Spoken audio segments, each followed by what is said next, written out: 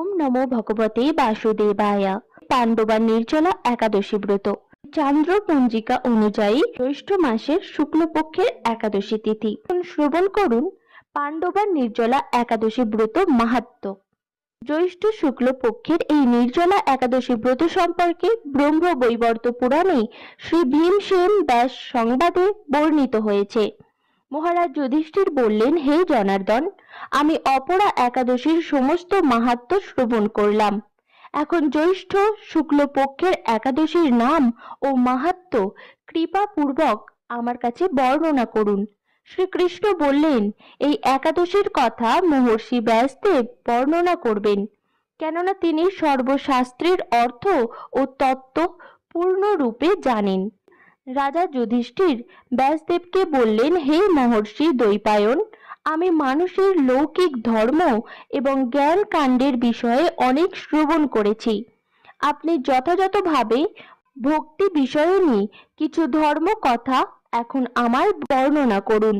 শ্রী ব্যাসদেব বললেন, হে মহারাজ, তুমি যেসব ধর্ম কথা শুনেছ, এই কলিযুগের মানুষের পক্ষে সে সমস্ত পালন করা অত্যন্ত কঠিন, যা সুখে সামান্য খরচে অল্প কষ্টে সম্পাদন করা যায়, অথচ মহা ফল প্রদান করে, এবং সমস্ত শাস্ত্রের সার স্বরূপ সেই ধর্মই কলিযুগে মানুষের পক্ষে করা শ্রেয়।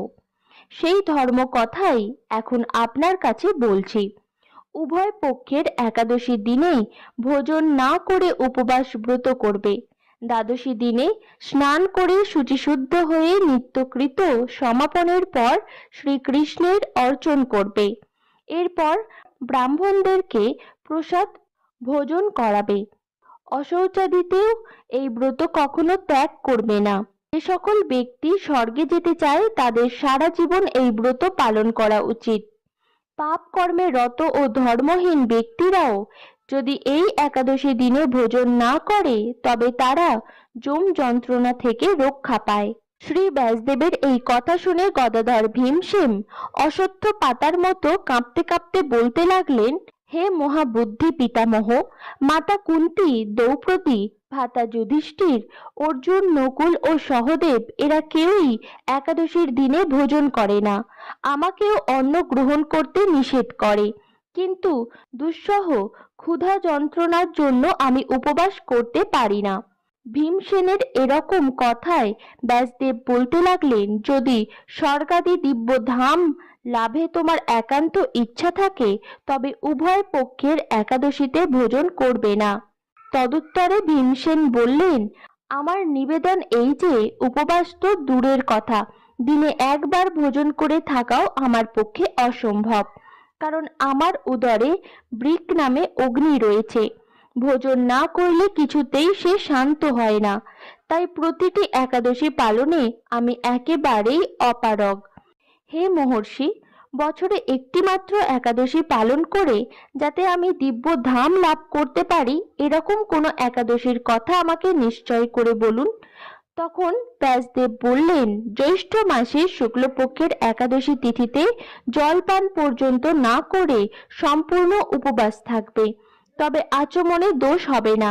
ওই দিন অন্নাদি গ্রহণ করলে ব্রত ভঙ্গ হয়। একাদশীর দিন সূর্যোদয় থেকে দ্বাদশীর দিন সূর্যাস্ত পর্যন্ত জলপান বর্জন করলে অনায়াসে 12টি একাদশীর ফল লাভ হয়। বছরের অন্যান্য একাদশী পালনে অজান্তে যদি কখনো ব্রত ভঙ্গ হয়ে যায় তাহলে এই একটি মাত্র একাদশী পালনে সেই সব দোষ দূর হয়। দ্বাদশী দিনে ব্রাহ্ম মুহূর্তে স্নানাদি কার্য সমাপ্ত করে শ্রীহরির পূজা করবে। সদাচারী ব্রাহ্মণদের বস্ত্রাদি দান সহ ভোজন করিয়ে আত্মীয় স্বজন সঙ্গে নিয়ে ভোজন করবে। এরূপ একাদশী ব্রত পালনে যে প্রকার পুণ্য সঞ্চিত হয় এখন তা শ্রবণ করো। সারা বছরের সমস্ত একাদশীর ফলই একটি মাত্র ব্রত উপবাসে লাভ করা যায়। শঙ্খ, চক্র, গদা পদ্মধারী ভগবান শ্রীকৃষ্ণ আমাকে বলেছেন, বৈদিক ও লৌকিক সমস্ত ধর্ম পরিত্যাগ করে যারা একমাত্র আমার শরণাপন্ন হয়ে এই নির্জলা একাদশী ব্রত পালন করে তারা সর্বপাপ মুক্ত হয়।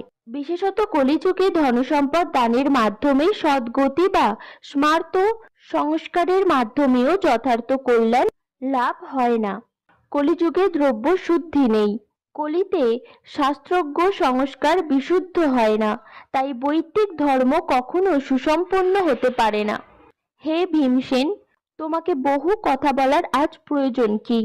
তুমি উভয় পক্ষের একাদশীতে ভোজন করবে না।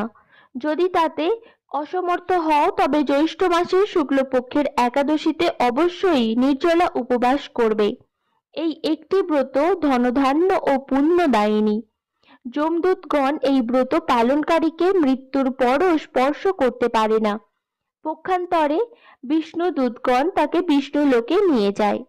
শ্রী ভীমসেন ওই দিন থেকে নির্জলা একাদশী পালন করতে থাকায় এই একাদশী পাণ্ডবা নির্জলা বা ভীমসেনী একাদশী নামে প্রসিদ্ধ হয়েছে।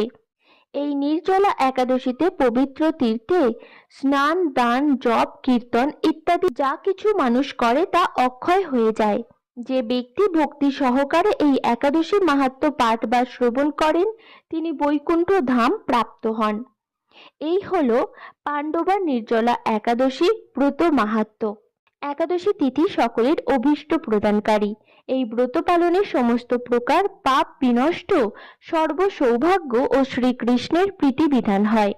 নারী পুরুষ নির্বিশেষে 8 থেকে 80 বছর বয়স পর্যন্ত যে কোনো ব্যক্তিরই ভক্তি সহকারে পবিত্র একাদশী ব্রত পালন করা কর্তব্য। সংকটজনক অবস্থা বা জন্ম মৃত্যুর অশৌচে কখনো একাদশী পরিত্যাগ করতে নেই। একাদশীতে শ্রাদ্ধ উপস্থিত হলে সেই দিন না করে দ্বাদশীতে শ্রাদ্ধ করা উচিত। শুধু বৈষ্ণবেরাই নয়, শিবের উপাসক, সূর্য, চন্দ্র ইত্যাদি যে কোনো দেবোপাসক সকলেরই কর্তব্য একাদশী ব্রত পালন করা। দুর্লভ মানব জীবন লাভ করেও এই ব্রত অনুষ্ঠান না করলে বহু দুঃখে কষ্টে 84 লক্ষ জনে ভ্রমণ করতে হয়। অহংকার বশত একাদশী ব্রত পরিত্যাগ করলে অশেষ যম যন্ত্রণা ভোগ করতে হয়। যে ব্যক্তি একাদশী ব্রতকে তুচ্ছ জ্ঞান করে জীবিত হয়েও সে মৃতের সমান। তাই ভগবানের সন্তুষ্টি বিধানের জন্য প্রত্যেকটি একাদশী ব্রত ভক্তি ভরে পালন করুন। সকলে ভালো থাকুন, সুস্থ থাকুন। হরে কৃষ্ণ কৃষ্ণ কৃষ্ণ হরে হরে, হরে রাম রাম রাম হরে হরে। রাধা রাধা।